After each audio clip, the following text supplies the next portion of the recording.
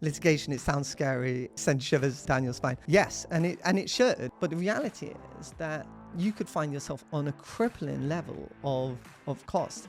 If you can avoid using a property litigator, then you don't get yourself in litigation, then do it. Definitely don't. And he ends up making £500,000 profit when that was about a 3-week transaction. Oh, wow. The most significant case, the most difficult case I've done, but it was certainly the Supreme Court decisions. In a nutshell, what it's about is the most successful property clients that I act for move ridiculously fast. They see something, they make a decision, you've advised them, they've gone, they've done it.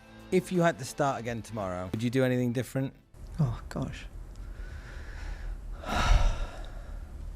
That's the one regret.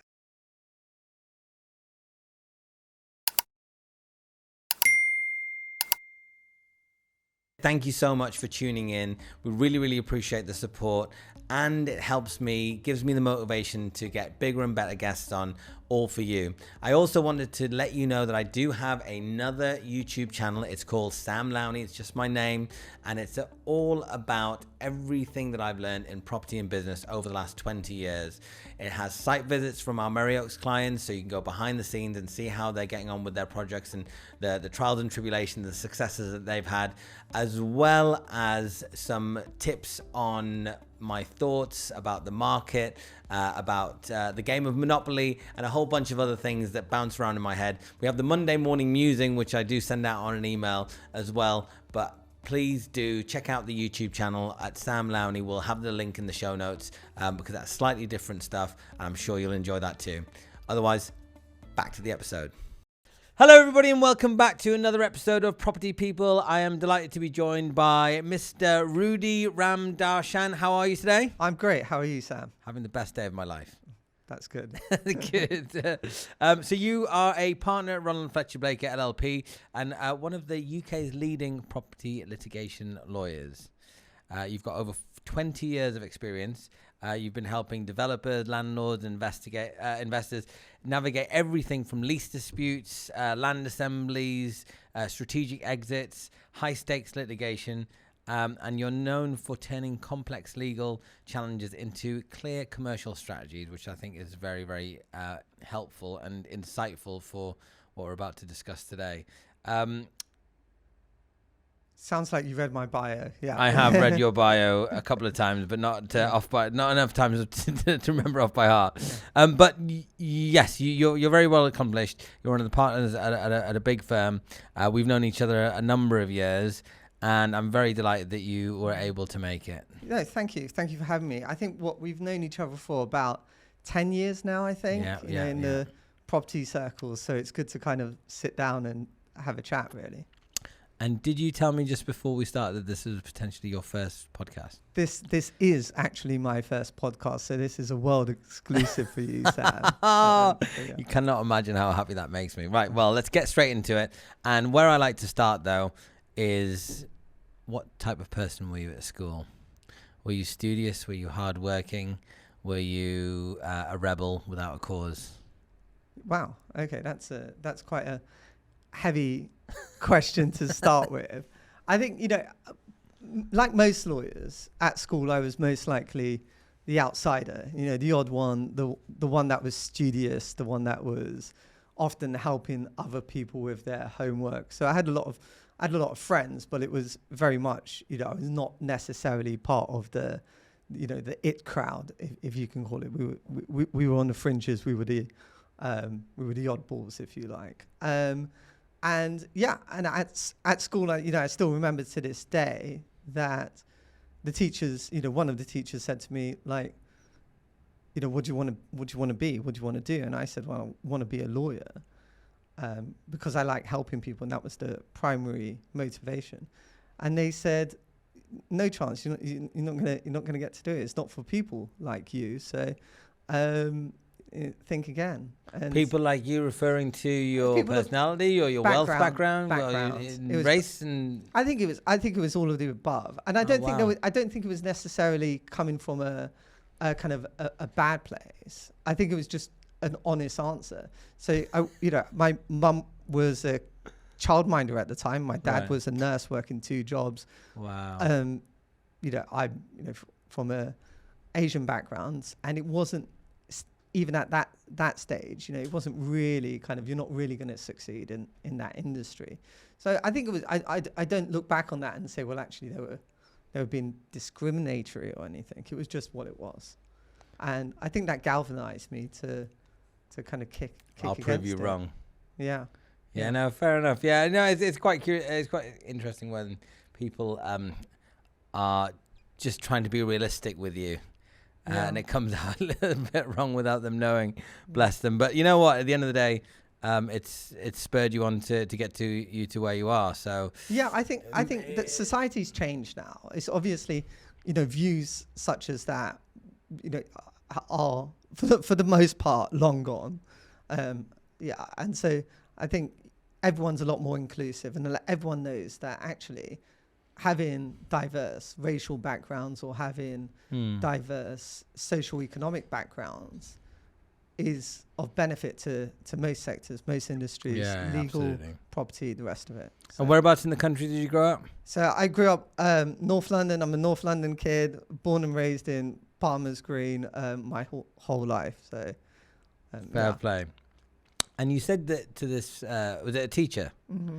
You wanted to be a lawyer. You wanted to help people. You could have been a fireman. You could have been a school teacher. You could have been a nurse. You could have been... Why law? What was it about law that you felt that was the thing that I could be good at and help the most people? So, in all honesty, I think it was a toss-up between law and something like psychology, psychiatry, because really it's about helping people, and those two seem to be the most relevant to me.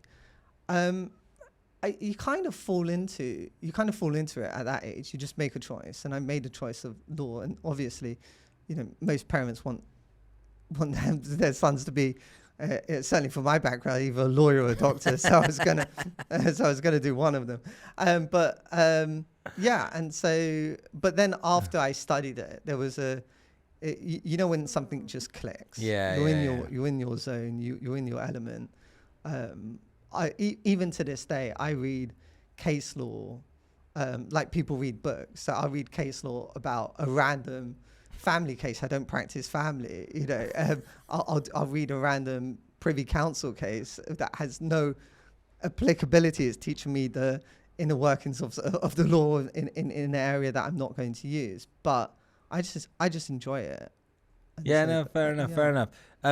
When it comes to books, do you read a lot of books? Are you kind of book smart, would you say?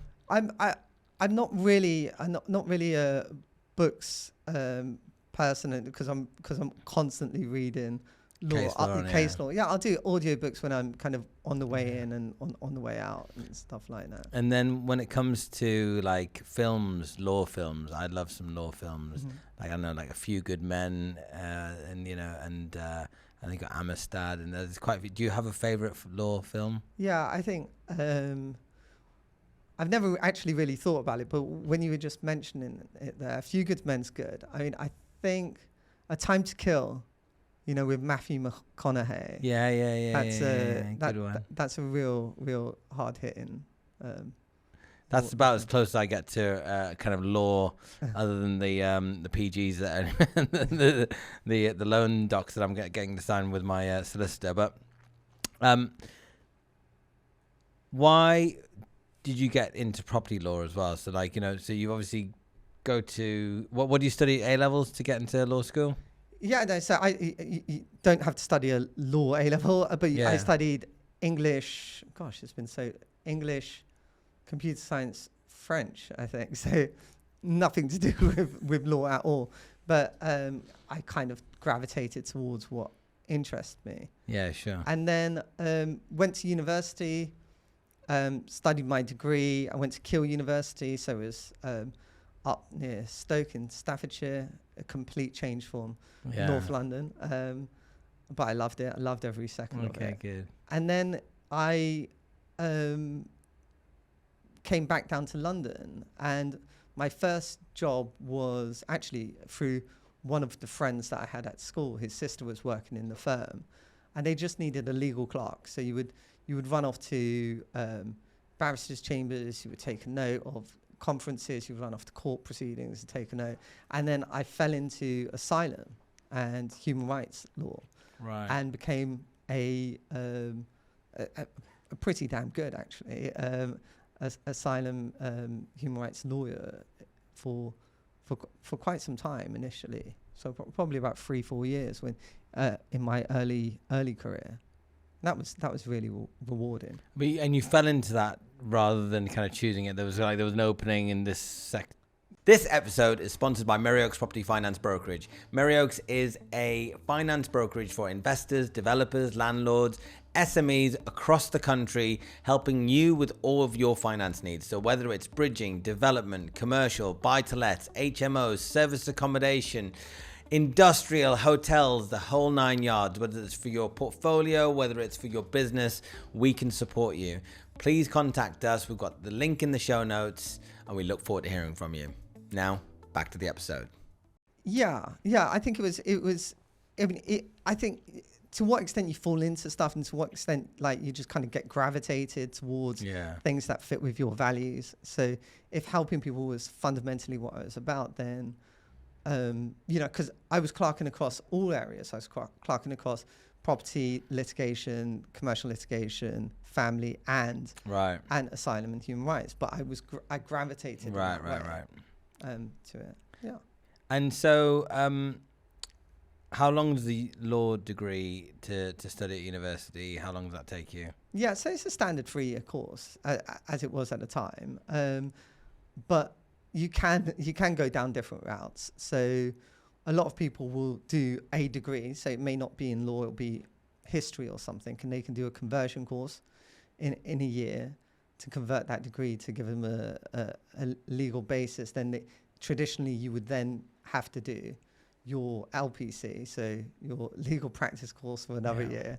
Then you would have to get a training contract for 2 years, and only then could you then qualify as a lawyer. So it's a long old journey.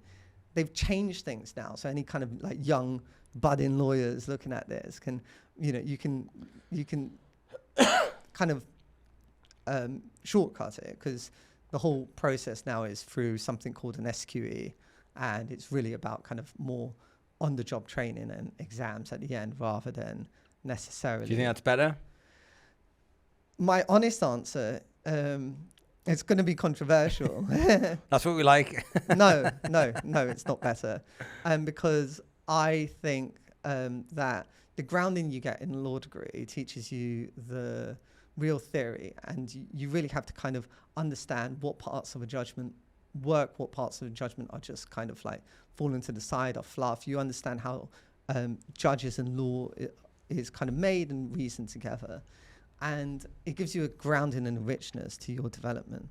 Whereas what I'm seeing with applications that come up with people that have the SQE, it's not of that depth, and it's a lot more difficult for us to train them to hit the heights that we need them to hit. So I guess it works both ways. I was going to say, well, when you're up against one of those lawyers, it might be easier case to win, but at the same time, if you're trying to train the same people, then it's quite hard. It's very new. So and you can have great great lawyers across all spectrums. And the reality is that the SQE exams are most likely harder, and that's what I hear, than the old LPC exam. So it's actually a harder exam. So I think there's some refinement there that needs to go on in the system to perhaps bring back some more of the early theory that is perhaps being missed. But yeah, no, it's fair enough. I mean, there's pros and cons with everything, and I'm sure that there's reasons why they've done it. Sometimes those reasons are legit, but the solutions that they've come up with don't necessarily have the desired effect. And that might be one of those situations here. And just to kind of complete this story as to how I ended up in property litigation. Well, yeah, literally the next question I was going to say. So how did you go from being kind of an asylum and then you ended up in property and property litigation more specifically? Yeah, so my asylum experience was pre my training contract. So actually what ends up happening is the person who would end up being my wife at the time, my wife now, careful not to say current wife, and that would be, but my wife, I met her at the firm. She was completing her training contract at the firm, and a vacancy came in, and she basically said, "Well, Rudi, you've got to go for this," and I went for it, and the partner that I worked with then, his name was Stanley Saffer, and he did just a mix of commercial and property litigation. And I quickly became his right-hand man. Right. So almost like, I guess, less than a year after qualification, he realized that he needed me by his side. So he made me an offer to be a partner. So I was very young at the time, and obviously I took it. So. Fair play. Grab it with both hands. And is that the same firm that you're at now? No. That was a firm based in Angel, Islington. It was called Trott and Gentry. It was a small free partner firm. I say small. It was about 25 people in total there. But the litigation department was pretty much me and Stanley. And Stanley would get the most interesting cases, and I would just have to run them. And it was great training. So when you say property litigation, first and foremost, the word litigation sends shivers up and down my spine, as I'm sure it does a lot of other people. It sounds conflicty, it sounds kind of dangerous, it sounds uncertain, it sounds like big risks and all that sort of stuff. But if you were to break it down into more specific types of cases, I assume that you get there's a few buckets of different types of things that you see regularly. So, for example, in the finance space, you're going to get buy-to-let loans, you're going to get bridging loans, you're going to get commercial loans, you're going to get development loans, as a broad brushstroke. For property litigation, is there a few buckets like that you kind of see regularly, these types of cases coming up, disputes? Yeah.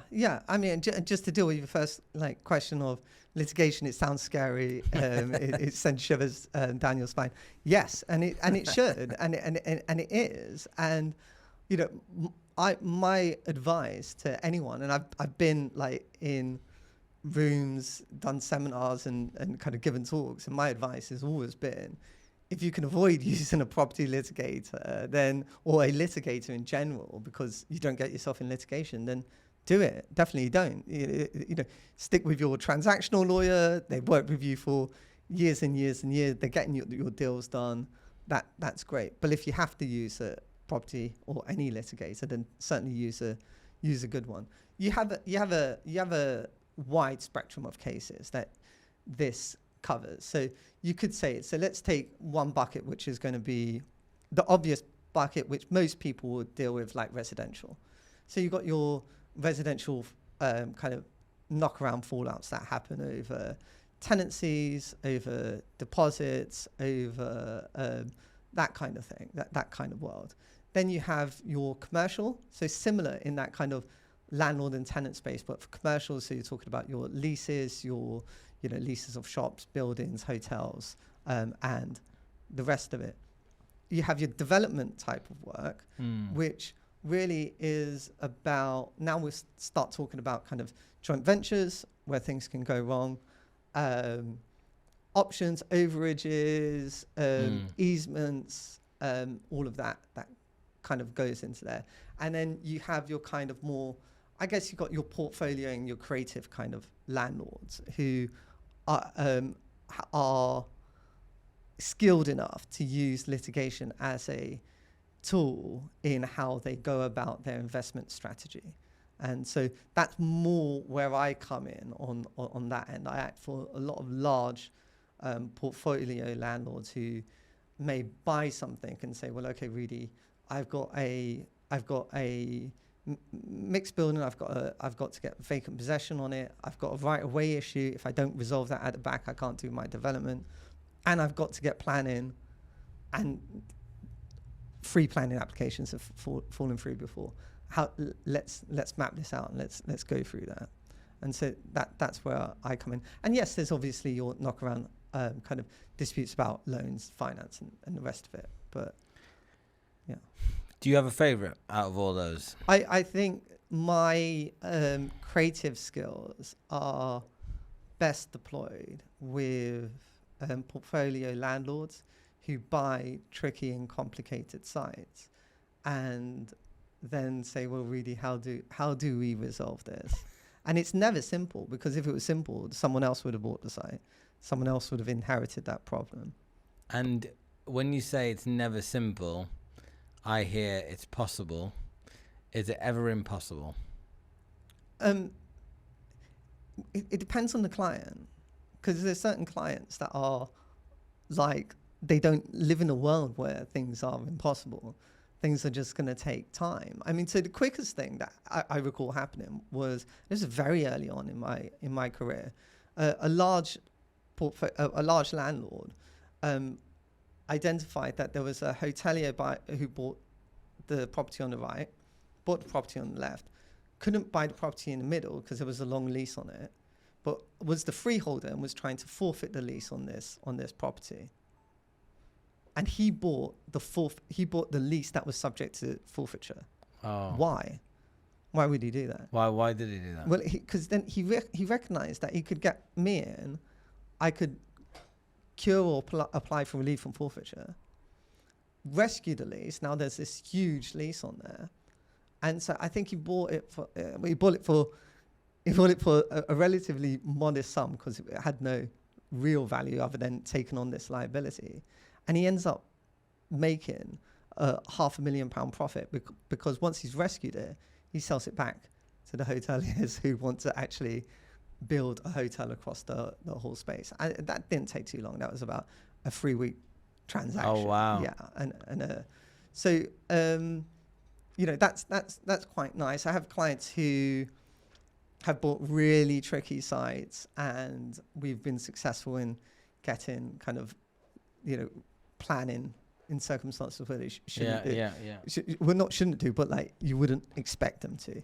So I think that's really the cases that I enjoy, and I really enjoy commercial property. I enjoy lease renewals.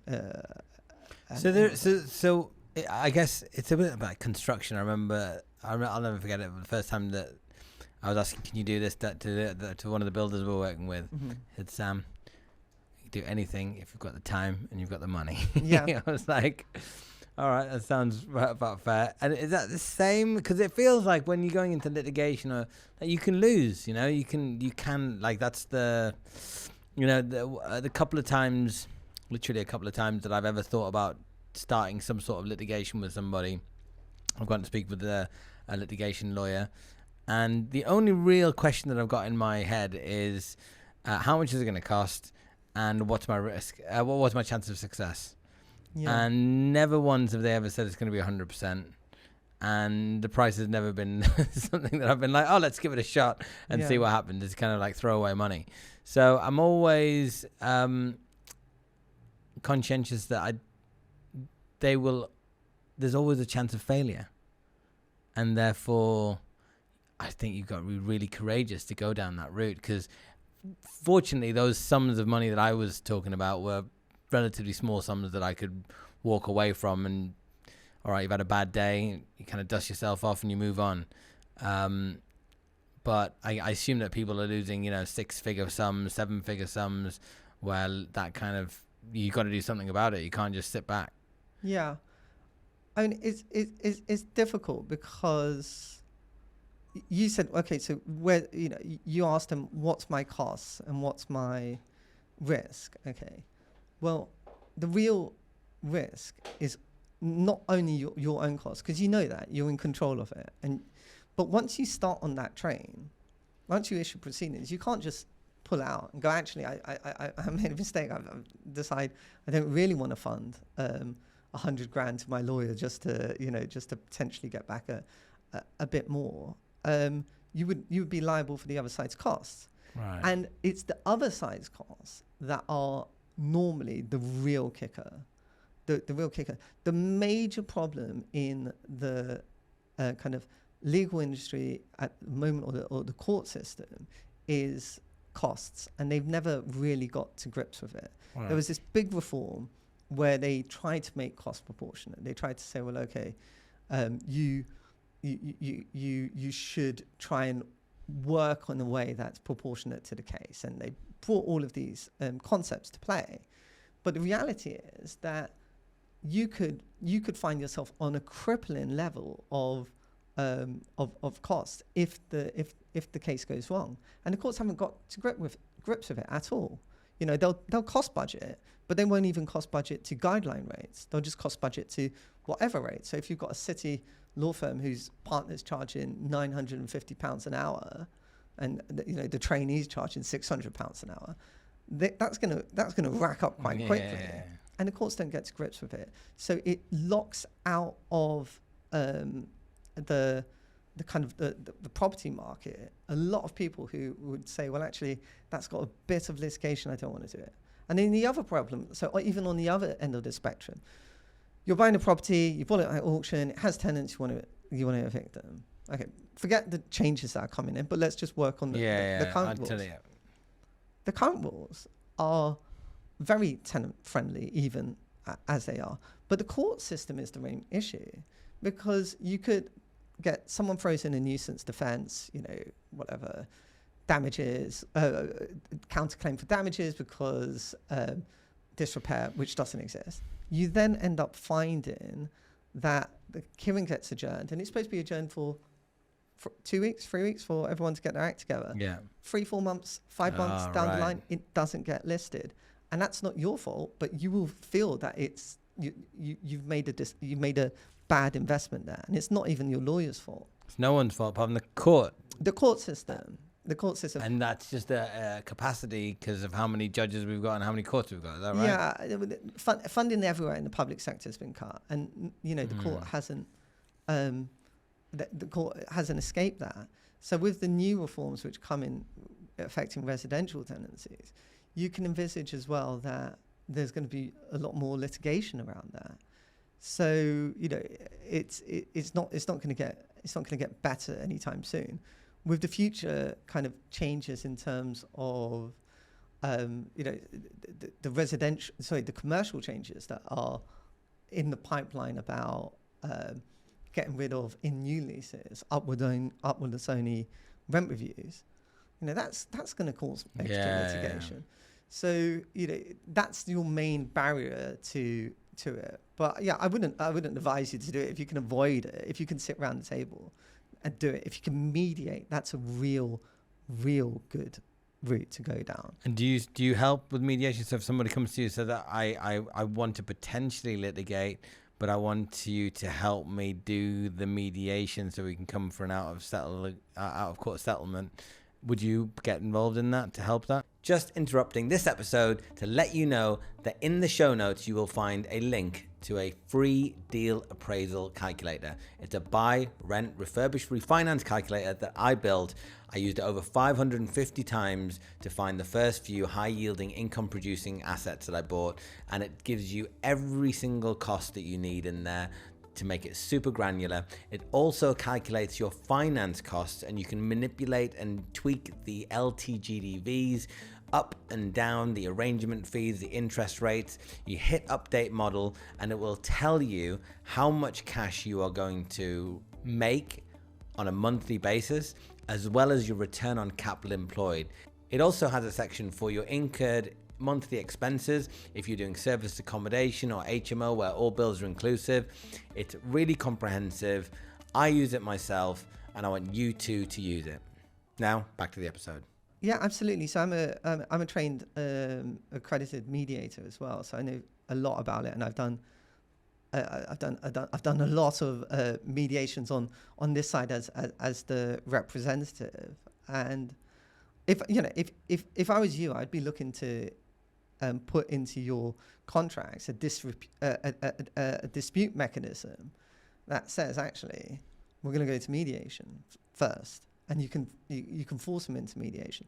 So it used to be the case that you couldn't actually force anyone into mediation. How do you force them? Is that part of the law now? Well, so there was a Churchill decision which came out. It was in the context of Japanese knotweed and a very specific set of facts. But in that case, the court started to shift to say, well, actually, if there's a contractual or statutory or quasi-statutory mechanism which requires mediation, you should go down that first. And so the court can stay proceedings and force people down that route. Secondly, there was a change to the CPR rules, which now gives the courts the power, the express power to order mediation. But if you have a contract, or so let's say you enter into a joint venture with me, we're going to develop some land, we're going to share in the uplift. I'll provide the finance, you provide the brains. So this is It should be the other way around, but yeah. But and so what happens there is, let's say we fall out and there's a mediation clause in there. You don't have to spend 10 to £20,000 just to get that case off the ground into litigation to then get to mediation. You could just trigger it, and then at mediation query, what legal team do you need? Do you need your lawyer, your barrister? Do you want to do it just on your own? If you're not going to pursue the case anyway, you could do it on your own. So there's a lot more flexibility there. No, that makes sense. I would. It's interesting you mentioned about the joint venture. I'm not sure if do you do any property deals on your own, or do you focus just purely on the law thing? I imagine you don't get many people that want to joint venture with you because they're scared of what you might do to them if shit hits the fan. I'm so genuinely so busy with either this work or the work I do for a trust. It's like and my 3 kids. It's I couldn't imagine throwing in a property venture in the sidelines. No, fair enough. So I mean, you built a reputation on like clarity, fairness, and really knowing your stuff. What do you think makes you, in particular, a great litigator, or what makes a great litigator in general? Because litigators, like you said, same with the barrister stuff of like being able to go to court and really kind of make a strong case, like these American movies, or is it something else?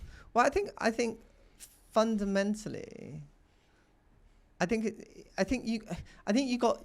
It's going to change. It's going to be different for different people, because I think you need to find a lawyer or a litigator that kind of matches your own values. Matches the way that you're going to want to do it. So, for me, I have always kind of lived by kind of the philosophy of, work hard, kind of care harder. So I'll work tremendously hard on the case, regardless of the value of the case. So it could be like portfolio landlord for who's got billions of pounds on his portfolio, or a single mother with 3 kids who's come to me and is getting sued for something, and that's kind of my kind of bedrock, and I actually care. So it's a bit of a problem, because you do need your lawyer to be detached and to be able to be objective and say, objectively your case has got some weaknesses, which I do, but I've struggled with it because I actually care about the outcome.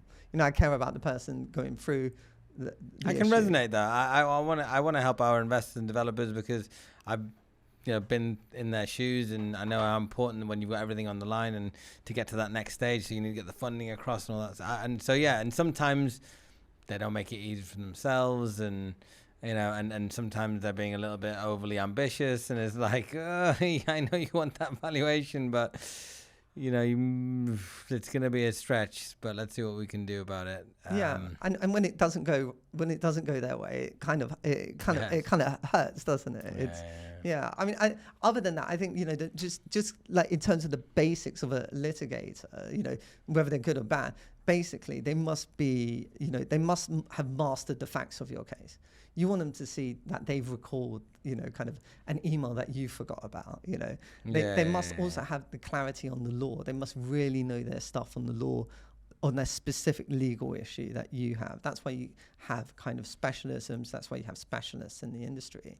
And they must know what they don't know. So they must be able to say, well, actually, I want to bring in this barrister, this expert, and this person on this thing. And I think finally, in particular for property and for property people, you don't want them, and I see people do it all the time, you don't want them to be your kind of commercial advisor. Really, you want them to be your legal advisor. Here's the risks, here's the law, here's the facts, here's how it, here's how it screws you. Okay, you can make a decision as to whether to go in that way or that way. But when it starts getting into this, getting into your role of commercially, I would do this deal. I think that's where you've got to kind of be a bit careful. You need commercial awareness, but you don't need your lawyer to kind of step into the role of making those risk decisions for you. Yeah, or somehow thinking that they've somehow joint ventured with you in this kind of deal anyway as well. It's not right. I don't. What about being like the pit bull, intimidating kind of like bully in the courtroom and all that? Is something to be said about? Do you need to have that demeanor? Is that necessary, or is that just for Hollywood? No, I think it's look, we're in an adversarial situation, so it's very strange because when you get young junior lawyers join your team, and either in kind of mediation or a court, or you say, let's take it, you send them a letter, you send them something, and it's quite hard hit in your letter before action, and then the other side respond and they disagree, and you get a junior, oh no, they've disagreed, and they've said, yeah, that's their job, right? It's like you're going in a boxing ring, and the other someone punched you. Someone punched me, and I'm punched. And it's like, yeah, it's part of the game. So that is standard. We should all have it in our arsenal to go in and be aggressive and be that pit bull and be that person. And certainly I have it, even though you may think, well, this calm kind of caring demeanor is not necessarily that. But I have it. But then I also have, if someone wants to, if the other person's an intellectual, then okay, I'll match them on the intellectual side. If someone is, kind of talking about commercial decisions to reach a resolution in a mediation, then I can do that. You need more than one approach. I mean, you've done so many different things, from lease disputes and strategic exits and the commercial and the residential and everything else, and the portfolio landlords. What's one particular case that really tested you? That's difficult. I mean, I'll keep it because the most significant case, the most difficult case I've done is not necessarily directly related to property, but it was certainly the Supreme Court decisions, or in lifestyle equities versus the Ahmeds. So in that case, in a nutshell, what it's about is, should a director of a company who acts completely above board, so takes advice, follows that advice, considers things carefully, should they be jointly personally liable for the strict liability wrongful actions of the company? So in this case, it was an infringement of intellectual property, right? So should they be personally liable? And the law up until that stage pretty much said, yeah, you should be, which is perverse, because normally you set up a limited company for limited liability. But in this specific area, it was against directors, because it was intellectual property, because it was around joint tortfeasor liability and whether you were acting in common design. Now, if you and I enter into a venture to do something, I can see us acting in common design. I'm acting in common design to help you commit a wrong. So maybe I should be liable. But when it's your own company, how can the company act otherwise than with and it's a small company? So it created this. So when that case came across my desk, all of the law was against it. And, to be able to then overturn over 100 years worth of law, which with a fantastic barrister team, and solicitor team. Victoria Huxley was on the team, Ben Frost was on the team. These are both partners that I work extensively on a day-to-day basis, creatively, finding arguments that could work to unpick this. That was really rewarding. That was the hardest, and I think that's where I really shine, because I've done that in different circumstances. In the property circumstances, I had a property which was a BVI-owned company. That company gets dissolved. What's a BVI company? Sorry, it wasn't BVI. It was Isle of Man. So it was Isle of Man Isle of Man company, not British Virgin Islands company, Isle of Man company, that company gets dissolved. The owner of that company doesn't really pay any attention to that. But in reality, he owns a long lease of a property in Camden. Therefore, that lease gets disclaimed. The freeholder goes, oh, actually, I can get this wonderful property back. How do you reverse that if it's years and years down the line and you haven't really realized what's actually happened? And the law in the UK said one thing, the law in the Isle of Man said other. There was this lacuna in between the two. And again, so I was able to, with fantastic barristers as well, kind of navigate that and find a solution and rescue the property back. So it's, well done. It's where there's those gaps in the law that I think I really shine. And so with the difference between, just so for people's own edification, the barrister versus what you do, are you not a barrister then? No.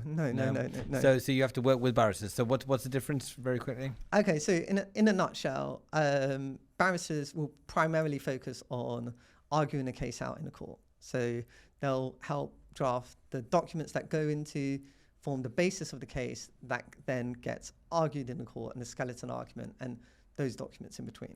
They will be, for the most part, rather specialized. So they're specialized in, yes, in property litigation, maybe, but also in some really niche. So you'll get the right to light expert and the 1954 Act expert and the telecommunications expert, So there's very, very niche barristers out there. Whereas what we would do is we would do all of that. We would do all of the work that goes in to pre-action, laying the foundations, all of the witness statements, all of the disclosure. We work in partnership with the barrister. So what we wouldn't do, or certainly I don't, and I've never trained someone to do this, is just accept what they say. We'll always add in or change in completely. Yeah. It's a partnership, really, between everyone and in the team. And with all of these cases, I think, it's really the team that makes the difference. It's never one individual. Yeah, so you asked at the beginning, what makes a good property litigator? The team that he has supporting him. So that includes you, him, or her, the supporting partners, the supporting associates, the barrister, the whole mix. Yeah, especially if you're going to go all the way, you need to make sure you've got the good people in every single position. Yeah, to be able to take it. Well, I think a lot of the real difficulty is litigation becoming more strategic, and if you're only just following a case through the various steps, you're going to kind of lose or not necessarily do as well. Whereas what we do in my team in particular, so we have a kind of a network of team approach. So a lot of my cases, I'm jointly running them with, say, Victoria Huxley or Ben Frost, and what that enables, obviously with some associates, but what that enables us to do is we're able to bounce ideas around in a way that you don't get in other law firms. Obviously, we're not charging the client for that. We're not saying, okay, you charge for this entire team. You charge for the work that individual does, and you don't charge for our internal meetings. But we have a lot of internal meetings that add real value to the cases. And what's the kind of typical blind spots that you think that most property investors fall into, that kind of they come to you? Is there some quite common things? I mean, you mentioned the Isle of Man thing. Is it just like blatant negligence, recklessness? Yeah. Is there any typical blind spots that you see regularly? I think people underestimate how difficult solving a problem is going to be. So you can have someone who bought a development site, and it had a lease on there, say let to some mechanics. That lease is defective, or they don't really know what it is. It's not part of the auction pack, but you're buying it, kind of on your own risk, and it's a good price.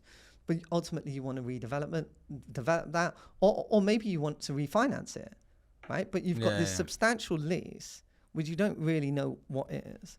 Your lenders are saying, well, what is that? You want to refinance this? What is it? And they'll think, oh, we'll solve that quite quickly. and it doesn't get sold quickly. People buy at auctions, they have tenants, it doesn't get sold quickly. People buy at auctions, they don't read the terms and conditions. It doesn't. It's kind of, it's not. It's that. It's just underestimating your own ability to solve these problems as a property investor, I think. So yeah, it's kind of, I guess the classic one that we hear about a lot is the auction that they didn't check the legal pack, which is a cardinal sin in itself. And then it's a bit like even construction costs. We do so much development finance where people are going, yeah, I mean, I literally have one client that is trying to tell us that he can build a anywhere between 5,000 to 10,000 square foot like mansion house in the northwest of England at £100 a square foot, which, I mean, you know, that's almost neon impossible to do a conversion, never mind do ground up, and a luxury finish at that as well.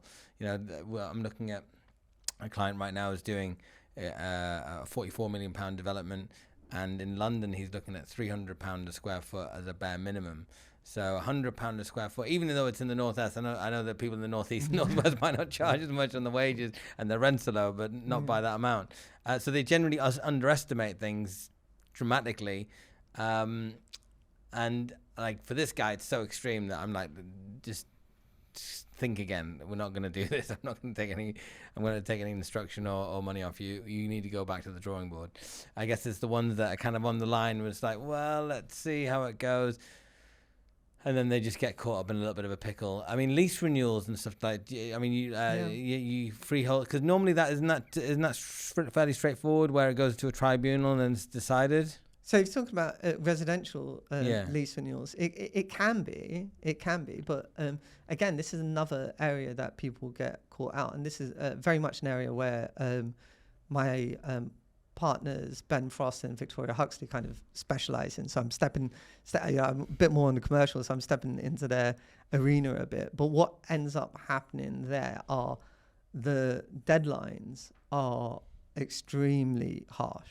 You know, you miss one, you're deemed withdrawn, and you know you can't just rectify it, and so it can be tricky, and in particular when you're buying from auction. You know, if it's not all in order, then you're in real trouble there. So I think that's on the commercial kind of in commercial lease extensions, particularly where I come in. That is often highly contentious. You see people arguing about lease renewals, about the most like simple of kind of lease clauses that you kind of think, well, you know, kind of just take a view on it, right? Give us an example of what. So I mean, so on the more extreme end, you'll have people arguing about kind of break clauses. So either a tenant wants to enter into a new lease, and they want a break clause. They want a 2-year rolling break clause, and you think, great, okay, how do you know what that's going to do to my finance, to my free finance down the line? But they don't think that way. They just think, fine, they'll want it. Or a landlord will want a break clause. Maybe he wants to redevelop. Maybe he wants to occupy in a few years. So that's on that extreme end. But you do get down to arguing about who pays for insurance, plate glass insurance, kind of things like that. You get lots of arguments about repairing covenants in leases. But it can get really, really minor down to like simple words, you know. So it's but it's fun. That I somehow find that area quite interesting. And I mean, you must work with like new landlords and first time investors and that sort of thing, and obviously they get themselves into a little bit of trouble along the way. Is there a way that you an approach that you have so that you can simplify things for them, you don't overcomplicate things? Because some of this stuff, especially with law, I remember that my best friend's dad, who was a big property guy in the northeast, I always talk about how he was influential in my property career and kind of getting me enthusiastic about it from a very young age. And he always used to say, lawyers, smartest people in the world. So the kind of things that you're wrestling with on the wording, like is this word on this side of the sentence or is it there, and you kind of the interpretation. Do you have an approach to simplifying the complicated?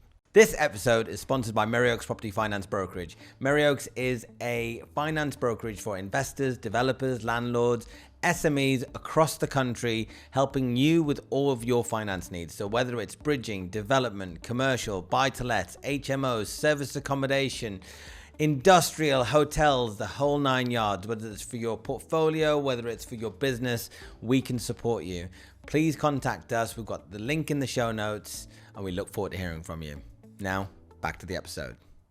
Yeah, it's quite interesting because like we're seeing kind of a shift with kind of the first time kind of not unsophisticated, but like I guess unexperienced clients that come into property and they're trying something a bit more kind of exotic for the first time.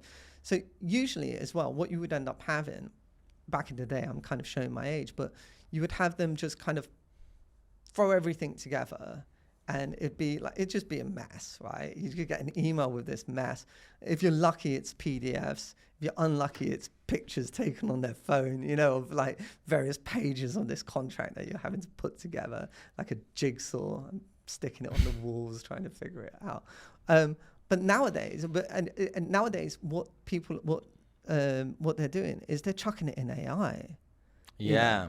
And in some ways, you would think, well, actually, that's quite good, because now it's put a whole chronology together. It's put, and tell your lawyer this and ask them.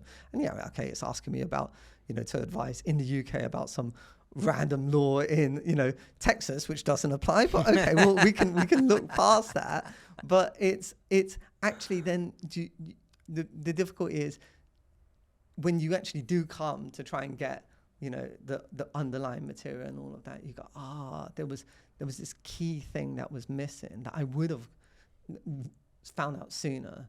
And if it's going to another lawyer who doesn't have that attention to detail and they're relying on that AI summary, you're in trouble because you're going to miss that. Yeah, so yeah. I think that's it. I think AI is kind of changing the way that is done. We have a philosophy again that we are legally and factually kind of complete and dense in what we do. So, but the way that we communicate it to the client is quite simple. So the client will get a very simple email about reporting on something, but behind it is like a kind of a 10-page research paper. Right. So that's so that's the way we do it, and it will go via like from the juniors, it will go via myself, Victoria, Ben, and we will often what we're doing is just simplifying.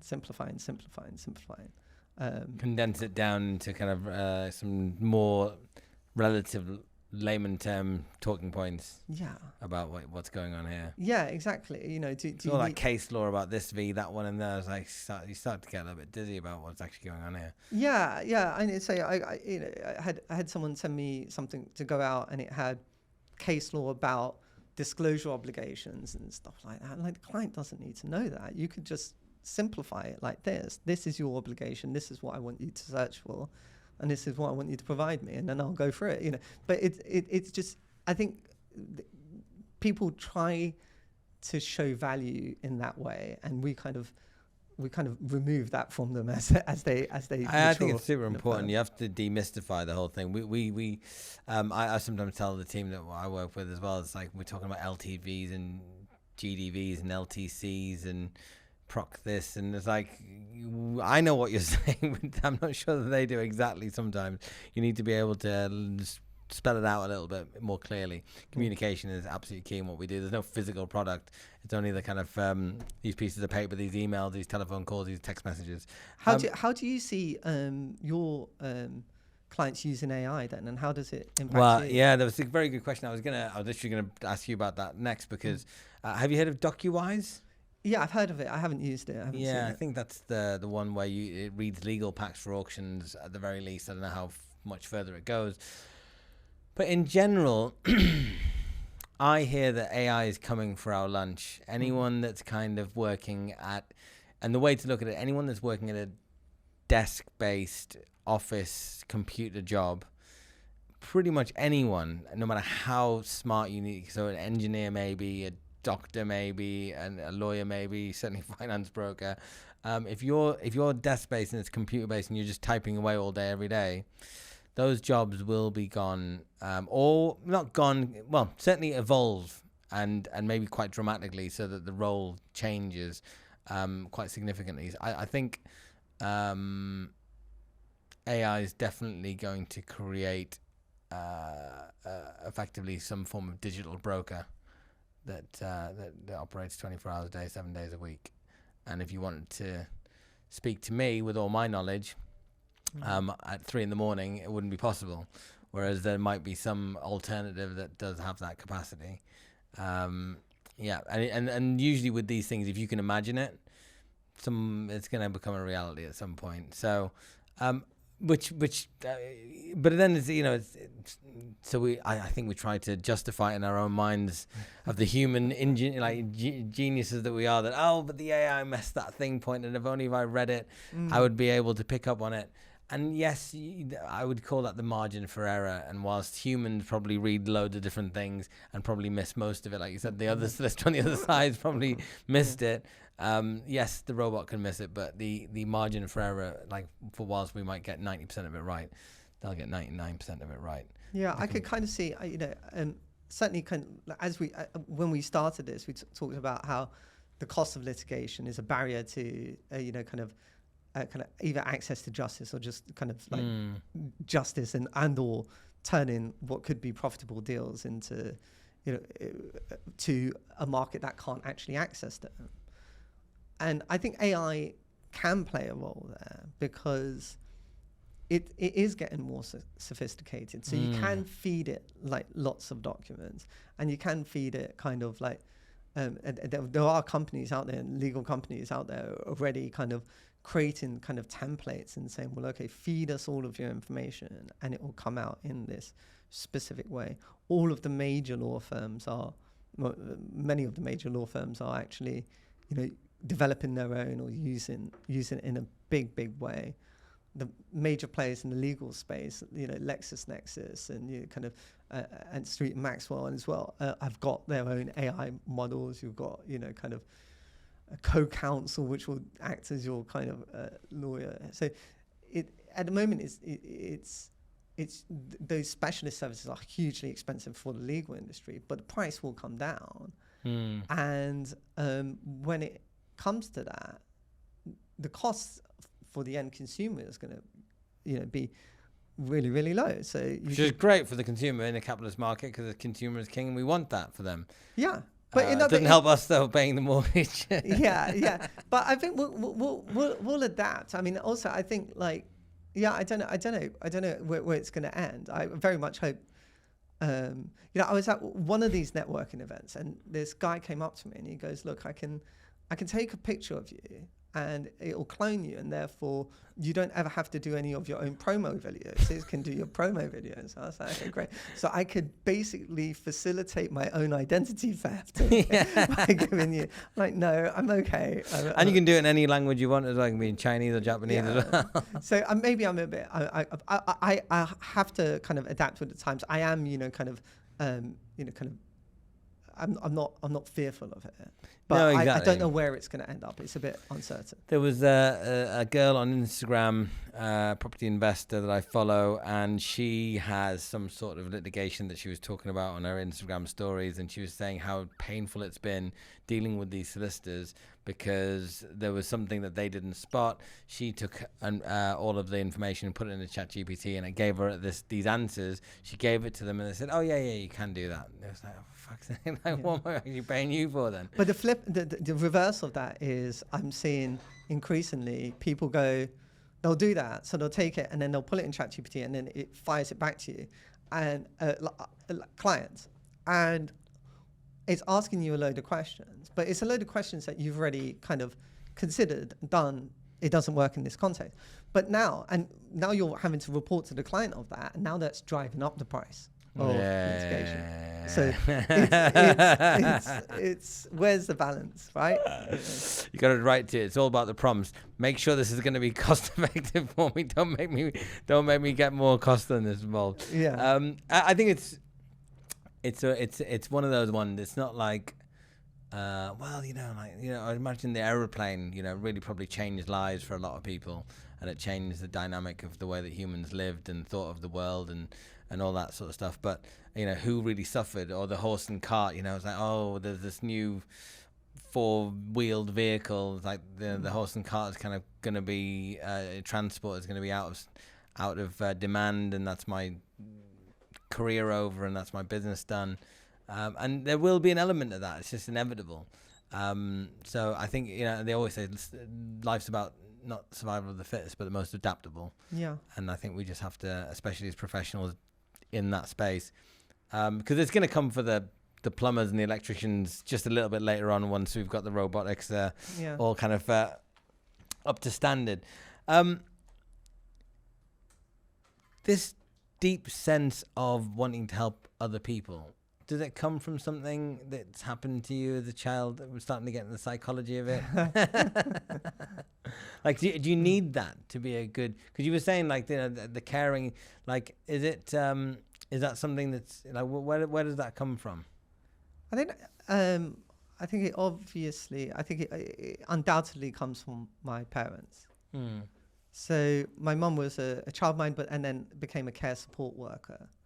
So in that caring profession, helping people in really difficult positions who can't care for themselves, and that was my dad. My dad was a nurse, working 2 jobs. So he'd work, but when I say working 2 jobs, he'd work the day shift and then the night shift. The hardest working person I know, But I'd go to him and I'd see him, and I know why he did it. He did it for us, right? But do you have brothers, sisters? Yeah, but a younger brother and an older sister In the middle. And so it was against that kind of background of seeing, well, actually they're making a difference in people's lives. You like that? That I thought, well, actually I need to do something that makes a difference with. Because it's led you to be like ranked as one of the leading partners in a legal 500 in 2026. What kind, like, does that mean something to you? Is that something you've always strived for, or is this just a byproduct of like just getting up every day, doing my best? I would never in a million years think that. So there's different rankings. So the entry level ranking is recommended. I would never in a million years have thought that I would have been recommended. Let alone then get leading individual in leading partner in 3 areas. So it's commercial litigation, property litigation, and corporate occupiers. So all of the strands that we've spoken about today. I mean, it means the way that they do this, they do it on kind of surveys with your clients. So it does mean a lot. That's very important, yeah. Yeah, and also surveys with your peers. So you wouldn't make a leading partner unless your, say, opponents in the other firms are saying, oh yeah, you probably should check out that guy. He should be on. He's worth considering. It's industry net recognition. There is something to be said about that, especially when it comes from your peers. Yeah, and exactly. And when you work so hard, it's no bad thing. And in terms of the qualities that you see in successful property entrepreneurs, because I like we've talked about people that are losing money, but you also use the litigation for people to make money and help them. Is there something about those particular people that is somewhat any kind of standout characteristics or traits about them? I think the most successful property clients that I act for move ridiculously fast. They see something, they make a decision, you've advised them, they've gone, they've done it. You told them the risk, fine, good, great, done, gone, and put all the money down and it's gone completely in it. And when it's tricky and when it may not come out as they want, they're like, yeah, okay, yeah, I move to the next one. That's in the grand scheme of things, that's what happens. Their experience, and you can't. you can't buy experience. So it was, I guess maybe you could with a mentor or a good lawyer, but it's, I think that's it. I think it's the speed at which they act and the openness and the willingness to kind of accept it if it goes wrong. And more often than not, it goes right, and it goes phenomenally right. And it was because they were the first mover in the industry. Couple of quick fire questions for you. Okay. What was the first thing you thought about this morning? Am I going to be late for this meeting? You did text me, and you were actually in the end a couple of minutes early, I think. Yeah, I was. I don't know how I did that. I time traveled. Yeah. What did you have for breakfast? I don't. I intermittently fast. You know what? That is becoming more and more common. Yeah. Like I know my dad's generation, everyone was like, "Oh, you got to have breakfast. It's the most important meal of the day." I've asked everybody here, or it might be a property thing where nobody in property has breakfast. Yeah. What is your favorite emoji? Oh. I don't know. I don't really have a favorite emoji. I mean, I guess. What the crying with laughter emoji, is that just the basic dad emoji that would use? My kids cringe when they see me use it, but yeah, I think that's it. Very good. And one question, you get to ask me anything. Oh, okay.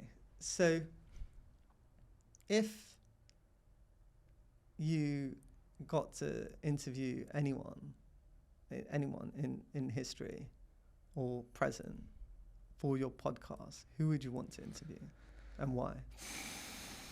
Well, oh my God, it's changed over the years. I've got so many people that I could and should and would like to, but I think for me, Steve Jobs was someone quite fascinating in the business world, and something about the way he did what he did. I liked his style. Yeah. And then it was kind of like there was an interesting thing about how aggressive he is in business, and he's like, some people say he's like, but I kind of almost understand it as well. You've got this Moore's law or whatever, where the technology is changing. So if you don't release the product, it's like fashion design. If you don't release the line in time, you've kind of missed the boat. So and you've just got to get it done. There's no kind of like, oh mate. So he was really hard, and some people didn't like it, but in the end, he really, really made some big moves that changed the way that we think on this planet and the way that we operate. And he did it a number of times. So I always found him to be quite fascinating, the way he sees the world. Yeah. Yeah. There's quite a few people though. But yeah, I'll just go for one. Right. So best bit of advice you've ever received? Oh, that's an impossibly difficult.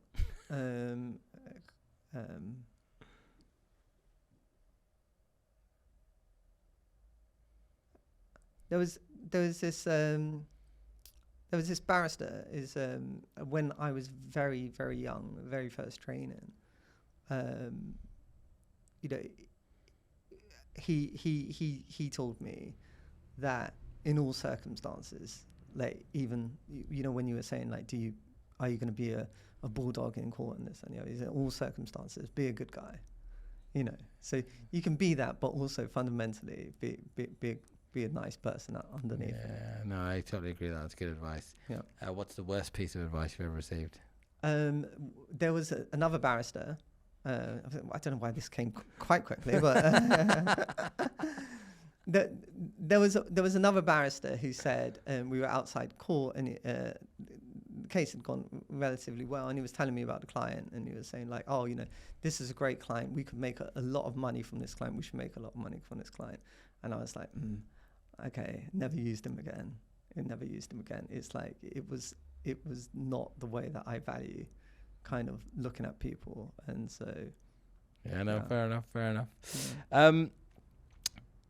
If you had to start again tomorrow, no contacts, no kind of capital behind you, would you do anything different? Oh gosh.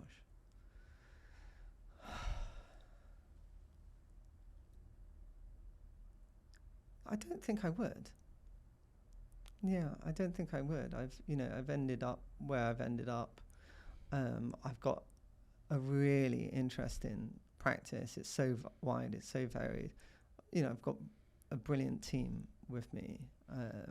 Would there be anything that you would change, that you would do slightly differently, that you'd want to kind of like, oh, maybe I should have done that? Now, every single kind of difficulty or every single setback has kind of led to where I am and kind of the decisions that I've made. You know, so I've lost cases, but you're going to lose cases. If you go to a law, if you want to talk about a bad property litigator, if you go to a property litigator and he says, "Oh, I never lose a case," then he hasn't done enough cases. So unless you've seen that film Devil's Advocate with Keanu Reeves, you know, I can do a deal with the devil. Yeah, exactly. Has he done a deal with the devil? I don't know, but yeah, I wouldn't. I don't think I would change anything. You know, actually, you know, on a more personal level, if I could somehow transpose the knowledge that I have now to the earlier version of me, then I think I may have spent more time with my family. Oh, that's sweet. Yeah, so that's the one regret, is that the way that I've chosen to work, or the standards or the values, the professional values that I have, it has to take from somewhere. Yeah. And it takes from our, you know, kind of time with my kids and my wife. Yeah. No, that's fair enough. Rudi, you've been an absolute star. Very insightful, very, very candid, very honest. And I'm sure many people are going to enjoy watching this episode. It would be good to do this again at some point as well. But in the meantime, I'd like to thank you very much for spending the time. Thank you. Cheers. Cheers.